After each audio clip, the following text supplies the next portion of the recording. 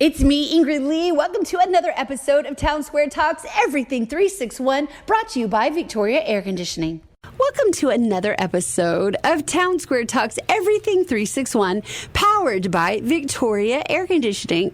Now, I am very honored to introduce you all to my very next guest. This is BJ Nelson. She is the co-owner of White Trash Services. How are you today, BJ? Great. Good morning, Ingrid. Well, good morning to you, too. Now, it was so much fun to have you downstairs for Town Square Talks. And so I appreciate that you've taken the time, because I know you are super busy, to come upstairs and talk to us a little bit, just one-on-one, about being a business owner in the Crossroads community.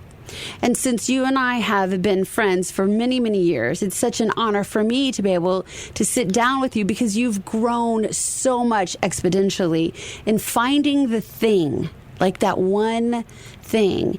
Even though we've talked about this before, that you never grew up, and, when you were a kid, and be like, I want to run a trash service. Yeah, not really. Company. Right, exactly. You guys have been an incredible success. And so today we want to talk about the success formula. Find something that nobody else wants to do and do it over and over and over again really well. Okay, that's the success formula. Find something that nobody else wants to do and do it well over and over and over again. What do you think separates White Trash Services from the other businesses? It's interesting that you say that, because about 8.5 years ago, the Chamber brought in a gentleman to train new businesses, and I couldn't have been more green. And I went to that meeting, and what he asked, whenever you go to those kind of meetings, if you walk away with one thing, I consider it a success. Oh, absolutely. I understand. So, exactly don't stress out if you don't take notes and learn 17 things. But I took away what's going to make your business different. And I went home, beat my head against the wall. What's going to make our business different? What's going to make our business different? And actually, it's a couple things. We care. We really try to care. We're not perfect. We drop the ball every once in a while. But we pick it back up. We apologize. We move on. Because we're human. So that's part of the formula. Market. You do have to spend some money. Town Square has been a partner with me. Do a little promo for y'all. I mean, everybody here is just kind, and they're not perfect either. We've had a few bumps, but they fix it. We move on. So they've been a great partner. And then just do the best you can and work harder than anybody else. Okay, let's talk about the work harder than anybody else. But first, let's give a description about what White Trash Services is. Rural trash service in the 8-county area. We bought an existing company that had about 400 customers from a gentleman that had 2 trucks. We laugh. We bought 2 trucks and 2 notebooks. So the trucks are long gone. The notebooks are probably stored somewhere. But you just, run with that. And what was your question again? Well, that's okay. Yeah. Well, it's all right. It's all right. So what I was asking is, basically I wanted to talk about like the tipping point. But first, what about the core business? Yeah. So the core business is rural trash. Correct. Okay. Correct. And you started this company literally with 2 old trucks and 2 notebooks. Correct. Okay. And correct. what year was that? June of 14. Okay. So that's 2014. Correct. Now we're in 2021. Let's talk about the inventory. Well, we stumbled into the dumpster business because our salesman that sold us the trash can said, hey, I think we've got some scratch and dent dumpsters, and we're all about bargains. So we went down, lowballed, gave them to her, basically got them at scrap price. And then Scott went, oh, we're going to have to pick those things up. So we had to buy a dumpster truck, which now I think we have 5, and we may have another one on order, which is probably more than companies like in the city would have. Right. Because in the city, you're not traveling the 200-plus miles every day. You're not going on roads that, they do. They literally beat up our trucks more than just street, right, streets in the city. Streets, yeah. So, we have an amazing department that handles all of our maintenance. We now have a traveling maintenance truck that if you're a driver and you call and you have issues, we dispatch to help them on the road, because not picking up the trash is not an option. Right. People want their trash picked up every week, and I would say we do a great job doing that. Once again, there have been a few times when we've had to pivot. If y'all remember correctly, Snowmageddon, as I kindly refer to it as. Monday was crazy. The whole town, the whole area was iced over. Scott somehow got to the office, sent me a picture, and I said, "Are you skating?" And then we all kind of showed up, but there really wasn't any electricity. A couple of us came in, and we're all bundled up, and we said, "Okay, we can run tomorrow." And once again, we got the Facebook post out, we got information out, and we ran Tuesday, Wednesday, Thursday, and then took Monday and ran on Friday. But tried our best to get the information out and do the best we could. Right, exactly. Now, you had mentioned Scott, so let's talk a little bit about it being a family business. I had always wanted to work with Scott because I think he's brilliant. And he was a traveling salesman, industrial, Oklahoma, Louisiana. And so raising our family, he wasn't there all the time. And that was more sad. I mean, hard on me, but more sad for him that he missed things. But, he made up for it. And so we laugh now that, now he's here all the time. And so that's a whole different dynamic. But he's... I'll give him an idea and he'll tweak it a little, and I'm like, yeah, that's what it was missing. Right. So it works pretty good. I have suggested to the chamber that they set up a whole department for family businesses of husbands and wives, and like a support group. I think they're thinking about it. A support group of sorts. Support group. I think that's absolutely brilliant. Yeah. Because there are a lot of family-owned businesses here in our community. Let's talk a little bit about Tipping Point. So the tipping point in my mind is, okay, what was the moment or the moments or the thing, right, or the year that you went from a small business to a big business? Actually, the definition of a small business is under 300 employees. Crazy as that sounds. Sure. No, I do know that. Yeah. But I'm talking about from where you started. Well, we moved out of our house. Because we were officing out of our house. We had all the trucks and the equipment at our pasture that we leased for cows, and kids raised their 4-H pigs there. So when Scott said we can't have 5 people in our house every day, we started talking to a builder and bought some land and built an office outside the city limits. That kind of puts you more on the map, I think, when you have a brick and mortar.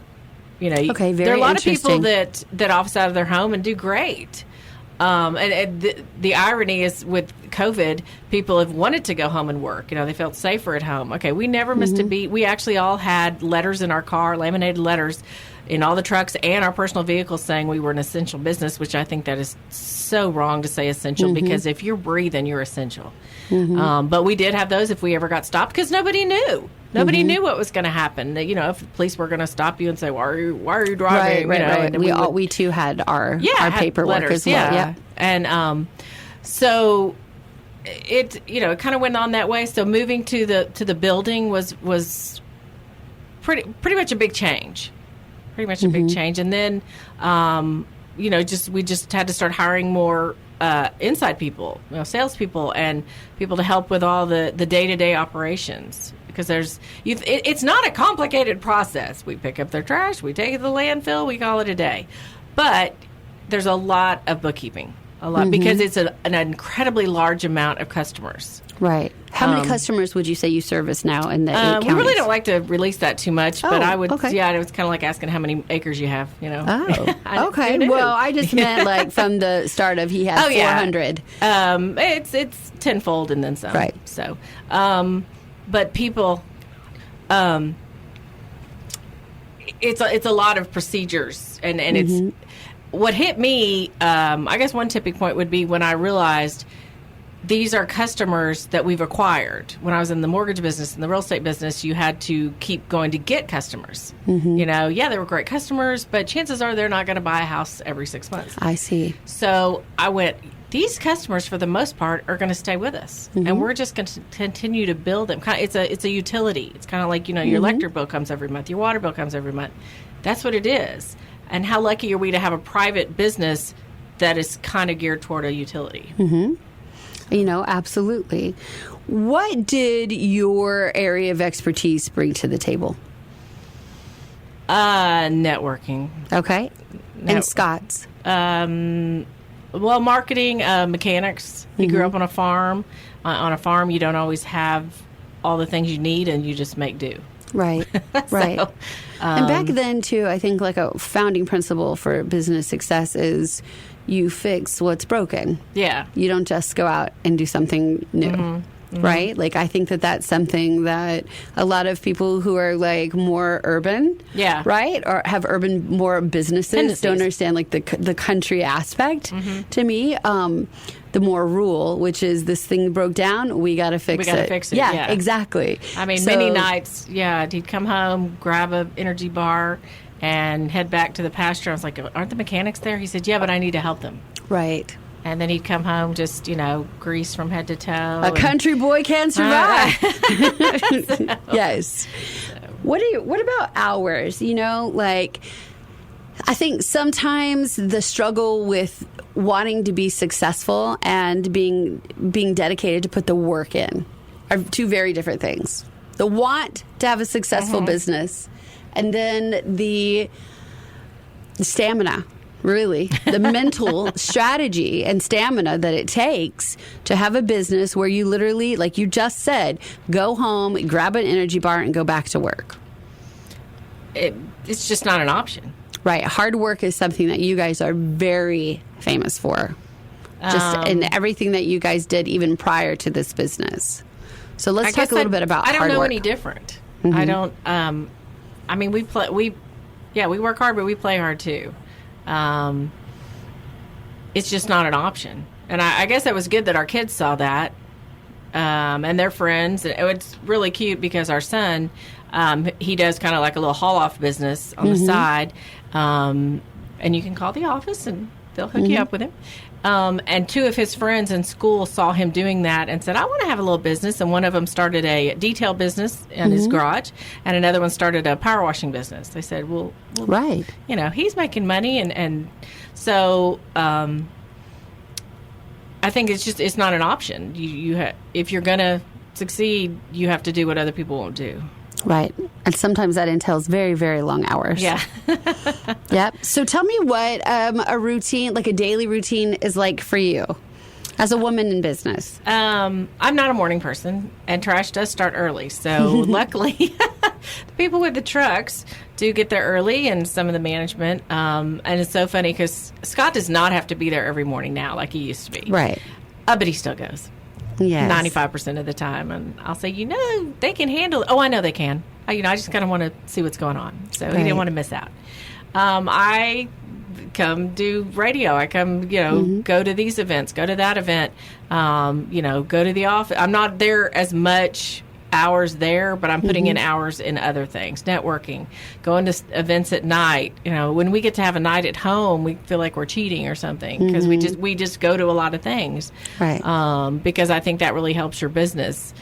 Different organizations that we're involved in, and giving back, because once again, giving back is not an option. It's what you do.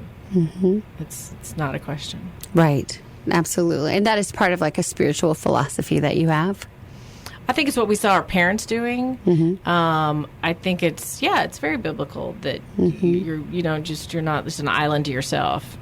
Everybody's connected. What advice would you give for someone, a young entrepreneur, a young family, let's say, that are thinking about going into business for themselves? What would be some advice? Strap on and hang on. Talk to people. That was one thing we did. We consulted with 2 or 3 other people, one that had a roll-off business. Scott had some friends that had a trash business when he was growing up, and I think he conferred with them. Make sure you have a money person. Make sure, because you can, the joke we always use is, this is our widget. Whatever you're making, it's your widget. You can have a great widget, but if you can't get it to market and keep your books straight and pay your bills, you're doomed for failure. Right. So make sure you have somebody set up all your books right off the bat. Otherwise, you're always going to be playing catch up. So, but realize that it's not going to be a 9 to 5. It's not going to be easy. If it was easy, everybody would be doing it. It's rewarding. It's most rewarding when you get to give back and realize that your efforts help families have an income. Help families put food on their table, and that I see. You're talking about your employees. Yeah, about our yes. team. That you get to create that. Right. Yes, you do. Essentially, you do provide the ability for these families to feed their own. That's a really interesting. That's a really interesting comment to make. So let's stay there for a minute. What about in the aspect of employees? What advice would you give to someone who wants to provide a service or a business and they're looking for employees? What are they looking for quality-wise? I heard something, I think it was a Dave Ramsey thing, that you can teach somebody just about anything. I mean, not how to be a doctor or anything, but you can teach people most of the stuff, in a couple months. So find somebody with a character that you want. I see. And then teach because them character the is skill. not necessarily taught. Character is you can have a great who you are. Somebody that does X, but if they're going to be in, create a toxic environment or be not honest. Right. All those things, you can't teach that. They either have it or they don't. Right. And right. you'll find that out pretty quick. So one of my favorite things was when you were first getting started. You had a trash woman. We had two trash women. Two trash women. Well, the woman that I met, she was just by her, it was just the one. And I thought, that is very cool. And she was super cool. Yeah. Absolutely. But I had never seen that in my entire life. Was a trash woman, and it just made me happy. I literally was like, "You go, girl." Well, it's a steady job, and it's it was not a going steady away. job. Yes, and it's not going away. And she, you know what? She just had great things to say. But it really just sort of set in my mind that you guys were very forward thinking. And perhaps, and that this was going to be something that, this is your 8th or 9th year now. Go in our 8th. In your 8th, yeah. So what do you see in the next 2 years? Well, we just bought the demolition company in March, April, I guess. It's really taken off.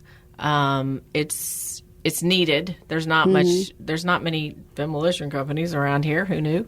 What does a demolition company do? They tear stuff down. Okay. Thank you. But I'm saying, so we get, say, the city. Okay. We're on the city's preferred list. So the city calls us and says, we've got 3 houses that need to be torn down. Okay, so these are homes primarily. Homes primarily. Okay. But sometimes we'll have somebody call, finds us on the website or whatever. I've got a storage building I want torn down. Sure. Or an old barn. Yeah. I gotcha. Okay. Just people you don't usually have the equipment to do that. So we have the equipment to do it. We have we also have a roll-off company within our fold. And so we have the big boxes to haul stuff off. The demo kind of partners with what we were already doing. Right. So we're going up and down from Beaumont to south of Corpus, and I think we've gone up to almost San Antonio and Bastrop, and we'll go pretty much anywhere. And then we also will come back, grade after the house is torn down and the new house is up, or just if you're going to just have it stay as land, we can grade it for you, haul in dirt, plant grass. We're kind of full service. Wow. And a lot of companies don't want to do that. They're like, I just want to tear it down and be done with it. Well, we've decided that we're going to do the full deal because nobody else was doing it. So if you find something that nobody else is doing or wants to do. Wants to do, yeah. Very, very cool. Well, you know what? Again, just enjoy this time with you. So, we've got a few more minutes. I would love to, continue to talk about the business aspect. But before I get back to any more business questions, you said something earlier I thought was really fun. You said you work hard and you play hard. Tell me a little bit about what you guys are doing for play. What are you guys doing for your downtime? Well, we have a football player, junior in high school, so we do a lot of traveling with that. We've had the opportunity to take him to a couple different states to play, so that's been fun. We love to go to the lake, ski and relax, and travel. I can get you across the country for less money than you think. So I should be a travel agent in my next life. In your next life, a travel agent. I do love that. Where's one place in the United States that you've never been but you'd like to go? Well, funny you say that. Scott figured up about 9 years ago that there are only 4 states he hadn't been to. So I took that as a personal challenge. Oh, very cool. So we've been to those 3. Okay. So out of the 4, we've been to 3, and then we were going to go to Hawaii. That was the last one for our 30th wedding anniversary, which happened to be right in the middle of COVID. Right. So we really didn't want to go unless we could really do all the stuff we wanted to do. So we're waiting till all those restrictions kind of drop, and then we're going to do that's so neat that you guys So- will get to go to Hawaii, and he will have fulfilled his bucket That's list. right. He's made it to all 50 states. I think I have like 11, so. So you've still got 11 to go, but definitely something that you're working on towards the future. Yeah.